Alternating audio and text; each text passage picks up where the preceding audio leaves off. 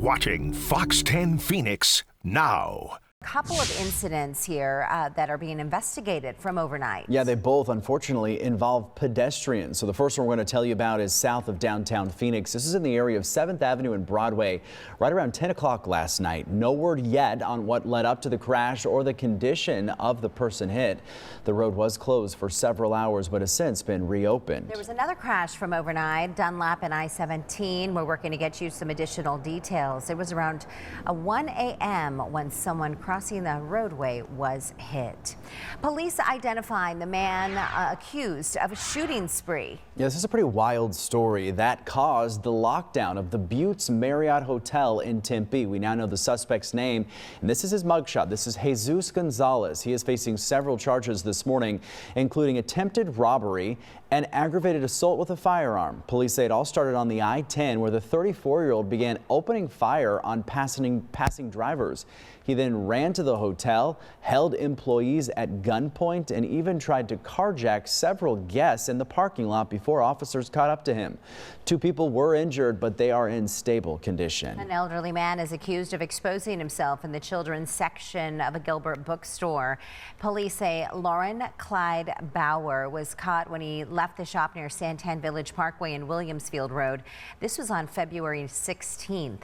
Several witnesses had called 911. The 77-year-old is now charged with indecency in front of minors and misdemeanor DUI.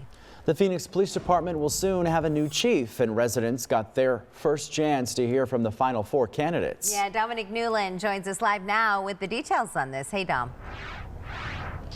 Hey, good morning. Yeah, 4 people hoping to become the city's next chief, and they spent 2 hours in the hot seat getting questions from people who they potentially could be protecting and serving in the future. So let's talk a little bit about these candidates. That interview process has been extensive in order for them to get currently in the position they are at, and they were narrowed down from a quite lengthy interview process dating back to December. So the candidates include interim Phoenix Police Chief Michael Sullivan, Phoenix Assistant Chief Ed DeCastro, Assistant Mesa Police Chief Ed Wessing, and Oakland Police Deputy Chief Casey Johnson.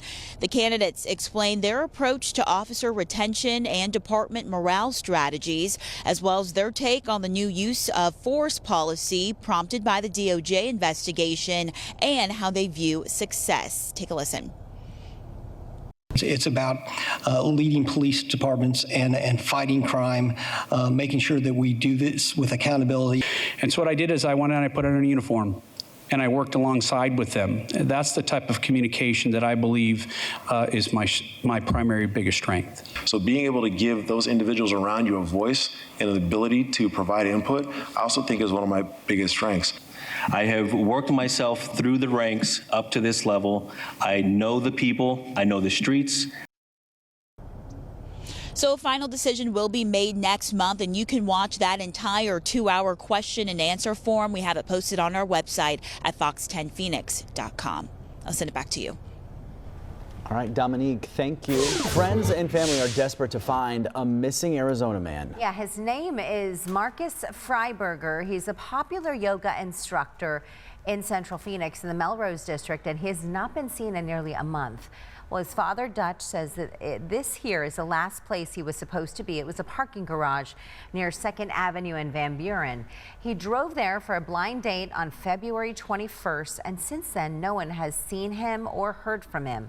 His father admits his son had some issues, from money to drugs, was in between apartments at the time when he went missing. But Marcus was turning his life around, becoming a go-to yoga teacher at Melrose Yoga with the skills and smile to match, he says. He just attracts people because his personality is outgoing and helpful. And it's just strange how he fell off the map. So his father is searching for him, and so are family and friends. They're hoping they can unlock his cell phone to see if maybe that can offer some clues as to where he may be. He is in a white GMC pickup truck with Arizona plates. If you recognize him or you know any information, please call Phoenix Police. An entire family has been reported missing in northern Arizona. Take a look at these photos here. Jiyeon Lee, Tahi Kim, and Jung-hee Kim were heading from the Grand Canyon to Las Vegas. They were last seen a week ago on the I-40 in a 2024 BMW. DPS says it's not clear if they were part of a series of those car crashes on the I-40 that day. All three are from South Korea. Their car has a California license plate with the number you see on the bottom of your screen. Anyone with information is asked to call the Coconino County Sheriff's Office. Legislators and veterans meeting at the state capitol today to discuss House Bill 2030. So this is the Stolen Valor Act that we have been sharing with you about for the last several weeks or so. It's been in the headlines. The bill is still in Senate committee after unanimously passing in the House weeks ago. Under this legislation, anyone convicted of impersonating veterans would face a felony. Some critics worry about potential First Amendment violations and the difference between free speech and knowingly using fake claims for personal gain. Supporters say it's all about respecting those who served. We have all fought very valiantly and done our tour of duty and done our service, and all we ask is the respect that we acknowledge what we do without any embellishments, without trying to profit off of it. Well, this bill has stalled so far in the Senate committee. It will need to pass there to move on to the full Senate before the bill can then make it to the governor's desk. This could be the first sign of trouble for colleges and universities in Arizona. A large construction site in downtown Phoenix now sitting empty. The University of Arizona pausing work on its biomedical hub near 7th Street in Fillmore. The U of A shared with us that there is just too much uncertainty right now over federal funding for medical research. It's not known how long work will be paused. Happening today, Vermont Independent Senator Bernie Sanders is making a stop here in the Valley. Yeah, this is what they are calling his Fighting Oligarchy tour. He'll be joined by another big name in left-wing politics, New York Democratic Congresswoman Alexandria Ocasio-Cortez. They will be at Mullet Arena in Tempe. Doors will open at 5 o'clock this evening and the program starts at 6. You do need to RSVP online to get in. We have a link to that on our website, fox10phoenix.com. The duo will also be taking part in a rally together in Tucson this weekend. At the Capitol this morning, a bill to crack down on animal cruelty is working its way through the legislature. SB 1234 would broaden animal cruelty laws in Arizona and would define the most basic care required for pets. So it would also add penalties for knowingly failing to give animals necessary medical attention. The Arizona Humane Society is a supporter of the bill as well. Nicole live with them this morning on why they think this is an important bill that needs to be discussed at our state capitol. Good morning, Nicole. Well, good morning, Ty and Celeste. So yes, I am here at the Arizona Humane Society, as you mentioned. Huge supporters of this bill. I am joined by President and CEO Steve Hansen. Good morning, Steve. Thank you for joining us this morning. Thank you for having me today. So I know that Ty and Celeste were kind of giving a little bit of a rundown on this Senate bill, but I figured I would let you as well kind of explain to people at home what you feel this bill will do as someone who works with animals all of the time and sees, unfortunately, some of the conditions that sometimes they're in. Yeah, Senate Bill 1234 is a no-nonsense bill. What it does quite simply is it defines food, shelter, and water for companion animals. It has no impact on livestock and no impact on people experiencing homelessness. Water that's fit for consumption, food that's appropriate for the species, shelter that protects from the environment.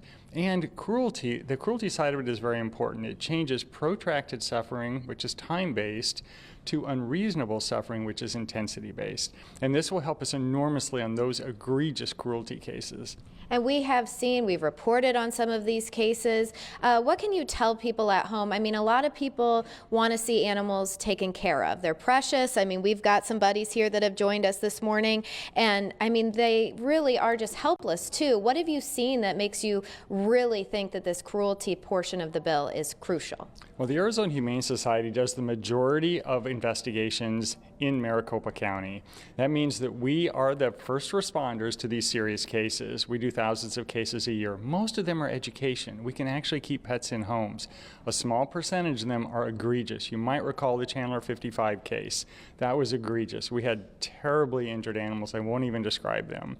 It required 2 to 3 weeks for us to get a search warrant to get those animals out of that home. The community was outraged because we couldn't move fast enough. This legislation, it's very simple, it's a very low bar. It allows a judge to write a search warrant in a much more reasonable time frame so that these animals can be taken out. And again, it only affects companion animals, not livestock, and it does not affect people experiencing homelessness. And I'm sure that there is a little bit of a weight that's lifted for people here at the Humane Society. If you aren't seeing as many cases like this, I know you have the medical center here, and you want to be able to help these animals, but there's probably a little bit of a weight that this bill would take off of the things you guys have to see and then help with. It will tremendously help our staff. The compassion fatigue that our team feels is enormous. When we know that there's an egregious case and we can't do anything about it fast enough, it weighs very heavily on our medical team. And a final question that I had for you, we were talking before about the fact that you've seen a lot of community support. You mentioned the Chandler 55. A lot of people feel passionate about companion animals, but there are people who are opposed to the legislation. And what is your message to them about why you think this is needed in Arizona? Yes, Senate Bill 1234 passed the Senate with overwhelming bipartisan support. We have one group, Arizona Farm and Ranch, who is opposed for no good reason. So we encourage, first of all, for the Speaker of the House, Montenegro, to work with Gail Griffin to release the bill so it can actually move forward. This bill will make a huge difference to animals. It's the most important companion animal legislation in the last 10 years. We encourage people to support this, and we encourage the House of Representatives to move this bill forward. Well, thank you so much, Steve. And there you have it, a call to action for the state legislature to protect these furry friends that are just looking for their forever home and don't want any more complications on the way. I'll send it back to you guys now in the studio. Nicole, thank you. Trending this morning, it's the story we've all been waiting for. Yes, so many of you creative little, people. And so you've done an amazing job. So ADOT announcing the winners of its Name a Snowplow contest. The names have already been given to snowplows in Arizona.